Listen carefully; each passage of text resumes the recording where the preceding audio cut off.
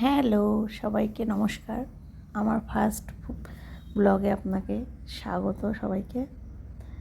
আজকে আমি যা যা খেয়েছিলাম সেটাই আমি আপনাদের সঙ্গে শেয়ার করছি। কী কী দিয়ে খেলাম আসুন দেখে নিই। আমি ফার্স্ট খেয়েছিলাম লাউ ভাজা। এটাকে লাউ ভাজা করেছিলাম আমি। লাউ ভাজা দিয়ে খেয়েছিলাম। কেমন হয়েছে? খুব সুন্দর হয়েছে লাউ ভাজাটা। আর গরমের মধ্যে লাউ ভাজা, লাউ, এই ডাল, এগুলো খুব ঠান্ডা জিনিস। লাউটা খুবই ঠান্ডা, পেটটা ঠান্ডা রাখতে সাহায্য করে, সেই কারণে লাউটা খুবই ভালো একটা খাবার। তারপরেই লাউ দিয়ে খেলাম। খেতে খেতে তারপরে নিয়ে নিলাম আলুর চোখা। এটা ডাল দিয়ে খাওয়ার জন্য বানিয়েছিলাম, তবে আমি ডাল নিইনি, আমি শুধু আলুর চোখাটা দিয়েই খেয়েছি। কাঁচা পেঁয়াজ, কাঁচা লঙ্কা দিয়ে বানিয়েছিলাম। এটা খেতেও ভালো হচ্ছিলো। আলুর চোখাটা ক্যাজুয়ালি যেরম হয় সেরমই খেতে।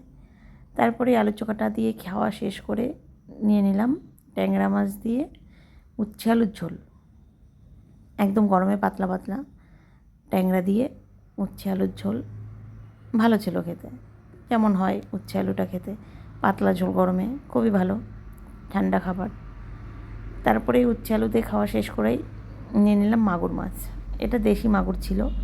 মাগুর মাছ দিয়ে আলু দিয়ে জিরে লঙ্কা দিয়ে পাতলা ঝোল বানিয়েছি, সেটাই। এটা খেতেও খুব সুন্দর ছিল। একদম হালকা খাবার গরমের মতো, কোনো অসুবিধা নেই, খেয়ে কোনো মশলা নেই। খুব সুন্দর হয়েছিল আজকে খাবারটা।